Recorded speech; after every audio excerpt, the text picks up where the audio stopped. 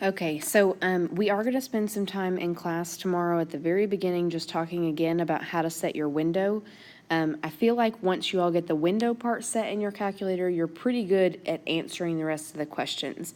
So if you look at question number 1, this is just my little sketch and my kind of notes to myself that this first point is the starting point, and I've got the highest point and then where it's going to hit the ground. I kind of tend, I don't know if you noticed this, but I go ahead and write all those points like on my graph just so that I can answer the questions a little bit easier.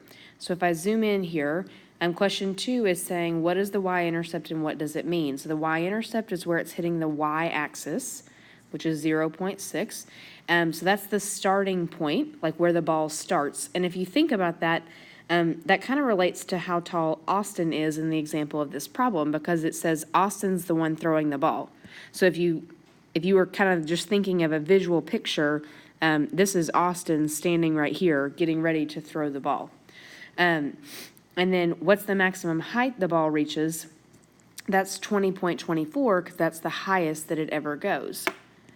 And then question 4 says Josiah is up here on the balcony. So I've got the balcony. And Josiah's up here, but it says he's not paying attention. So Austin throws the ball, and Josiah's looking the other way, so the ball's obviously just going to come right back down. How long is the ball in the air? So there we're just looking for the time, which is the x value, where it gets close to 0. So down here, my x value then is going to be 2.0, and you and I may have different decimals, but it's like 2.05 or 2.06 seconds. Question 5 says the balcony is 25 feet above the ground. So think about the fact the highest the ball ever goes is 20 feet, but the balcony is 25 feet. So that means the balcony is higher than the ball. So will Josiah even be able to catch the ball if he's paying attention?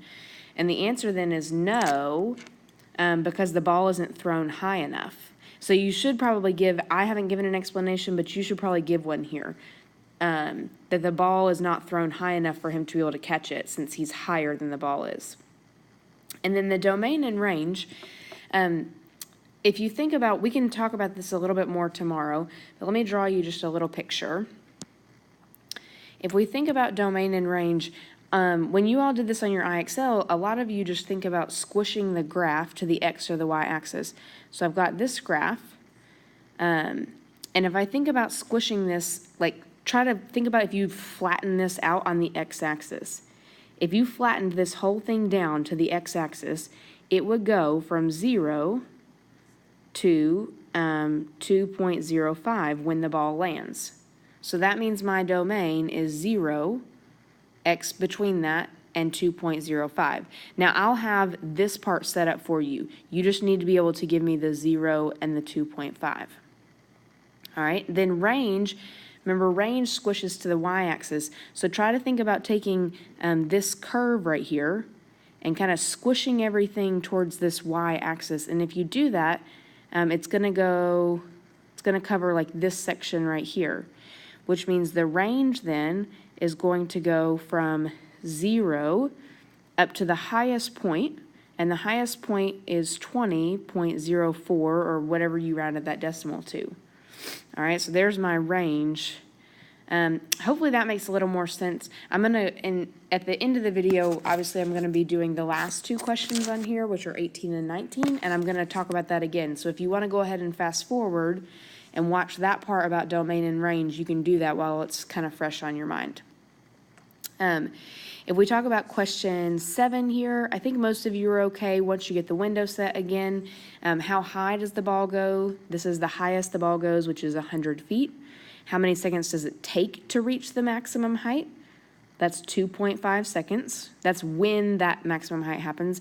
And when does it hit the ground? That's when it's back down here at 0, which is at 5 seconds. All right, questions 8 and 9, these are all from your IXL, pretty easy. Just remember, greater than means I'm going to shade to the right, and it also means I need an open circle. Less than or equal to, shade to the left, and the equal to part tells me I need a closed circle. On question 8, we start with the y-intercept, so I'm starting at 8, and because this is -8, we treat it as -8 over 1, which means I'm going to go down 8 over 1. And I actually continue that pattern since, this is on paper. You want to probably continue that so that you get at least a few points to get a really good straight line. All right, questions 10, 11, 12, and 13. So 10 and 11. 10, remember, when you have this function in standard form, that's where we do the cover up and get our two cases. So one of our cases is going to be, oh, that's not a good color, is going to be 9x equals negative 63, right? Think about if you were to cover up, right, if I cover up this whole y piece. And then if you divide that out, you're going to get x equals negative 7. So I've plotted negative 7 on the x-axis here. And then if I go the other way, if I cover up the x part, I'm left with negative 7y equals negative 63. Remember that negative sign is attached to the 7. And then when I divide that out to solve it, I get y equals positive 9. So I plotted positive 9 on the y-axis. And that just gives me a straight line there that I can connect and graph. Question 11, x equals negative 6. It has to be a line, so I find negative 6 on the x-axis, and it's got to cut through the x-axis. So the only way for it to cut through is to run straight up and down. If you had had an equation like y equals 2, we would have found 2 on the y-axis, and we would have cut through going side to side so that it cuts through the y-axis. All right, questions 12 and 13. So 12 says what is the greatest number of arrangements she can put together if she wants to have 30 left? So this says 30 carnations. So carnations is on my y-axis, so I find 30 there. And I'm going to trace that over to my line, and that corresponds with 5 arrangements. So that's going to be my answer there is 5 arrangements. On question 13, remember range is my y values. So I just like to take all of these y values, or all these points, and push them to the y-axis. And when I do that, I get values for my range of 5, 4, 2, and negative 4. If it had said domain, we would have pushed them all to the x-axis. All right, questions 14 and 15 here. Question 14, this is super easy. How many kilometers did he walk on Friday? So Friday, we just kind of follow that over, and Friday he walked 15. If it had said how many did he walk total throughout the week or over the last 4 days, you would have added 5, 10, and 15 together. Notice on Saturday he walks 0. Question 15, I didn't copy all of the question quite correctly, but it's asking you to predict the value of x when y is 45. So I found 45 on the y-axis, which is around here, and I'm just kind of saying that should be somewhere in this area, right? So if you kind of follow that over, I'm saying 35 or 40, those would be kind of good guesses for where y should be. 80 or 90, like up here, that's too high. So it doesn't make sense for it to be up there. It doesn't make sense for it to be down here. It needs to kind of be in that 35 or 40 range. Question 16, draw a scatter plot with a negative correlation. So just remember that negative correlation means that the has like a negative slope.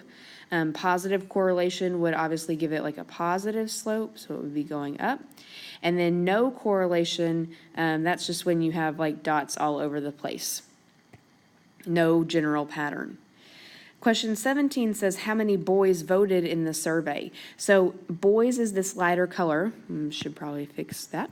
Boys is this lighter color. And if you look, in this first instance, there were 1,000 boys that voted for penguins, 500 that voted for lions. And I've miscalculated. There are 200 that voted for giraffes and 900 boys that voted for tigers. So my answer is actually incorrect. If you want to find the total, we're going to add all those together, and that is going to give me, let's see, 1,921. I think if I'm adding correctly, that's going to give us 2,600. All right, questions 18 and 19. So 18, we just talked about in class today. You may want to go back and kind of work through those again. Question 19, I am going to spend a little bit of time on. So question 19, all I did was graph. And to find the vertex and the y-intercept, I just used my cursor to try to find where they're going to cross. So again, we'll talk about how to change the window together. Remind yourself how to do that in class before we take your test tomorrow. But the vertex, remember that's this top point. The y-intercept is where it hits the y-axis. So this is vertex, y-intercept. Excuse me, the positive root is over here on the x-axis where it hits 0. So domain and range, let's talk about that part again. Those first three you just find by hitting the trace button on your calculator, which I think that you all can do. You just really have to pay attention to the numbers at the bottom. The domain and range though, and man, there's even a typo on this. Domain is x values, so think about if you take this curve that I'm drawing right here and try to squish it down onto the x-axis. And if you do that, it's gonna hit right here. And remember, we're just talking about this positive part because this is a word problem. So if you do that, you notice that it goes from 0 all the way until the ball hits, or yeah, the football, until it hits, which is going to be, we said, at 1.4. And so, man, I just have typos all over the place. All right, that domain is not right. So if we do that, you notice that the domain then is going to be 0 less than or equal to x less than or equal to 1.4, because that's where it starts and where it hits. All right, now let's think about kind of squishing the other direction. So if I squish to the y-axis, right, think about all these points. If I squish them to the y-axis, that's going to end up covering this part of the y-axis, which means my y values are going to go from 0 up to the highest point, which we said was 11.4. And so then the typo that I have there is that I accidentally wrote x again. So that's 0 less than or equal to y less than or equal to 11.2. 24, not 4. So maybe if you think about domain and range as trying to squish the function to either the x or the y-axis, that may make a little more sense for domain and range. If not, we can talk about that together tomorrow before you take your test.